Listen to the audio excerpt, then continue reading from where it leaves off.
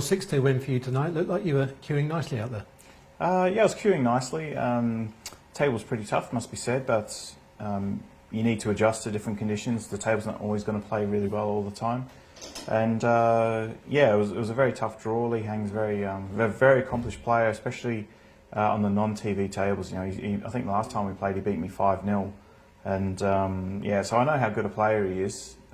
Fortunately for Nuffy, he missed a few more than what I did tonight, and yeah, I was able to capitalise and a pretty solid win in the end. We've played a lot of events here in Milton Keynes over the last few weeks. Does this one feel a bit different, feel a bit bigger than the others?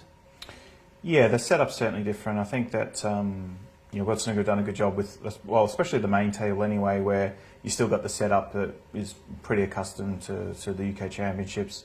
You know, sadly we're not in York and no crowds, but to still have all the events that we've had on, we've got to consider ourselves very fortunate. And I guess the good thing for me is that Milton Keynes isn't very far away from Cambridge, so it's easy for me to drive back and forth if I choose. Or each event I know is not very far away. When you have been staying here, when you're staying in your hotel room, it's something all the players kind of have to put up with. You don't obviously socialise as much as you normally do, so a lot of time spent in your hotel room. How do you kind of spend that time? I've got my computer and stuff, and just chilling out, playing some games. Alexander's old enough to communicate with me whenever he wants now through you know, WhatsApp and FaceTime and stuff, which has been really good. And you know, I'm not very far away from home, so I can drive 45 minutes and I'm at home. I'll see what the schedule's like, and if I feel like it, I'll go kick the footy around with Alexander. So I guess, like, in that kind of sense, that I'm a bit fortunate that maybe some of the others who have had to fly from another country or drive sort of 4 or 5 hours. And Anthony McGill for you next in the next round? Yeah, good to see him come back into some good form. It was a pretty tough couple of years there for him, and you know, he works so hard on the game, really loves the game.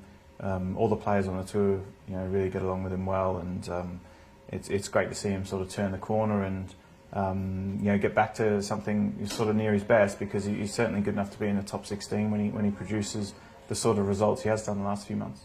And you've been very consistent this season, a couple of big finals. Is it just a question of staying patient, trying to get that first trophy? Yeah, that's what it's all about. I mean, there's no rush, there's no sort of panic or anything to try and get one. If I don't get one, then I don't get one.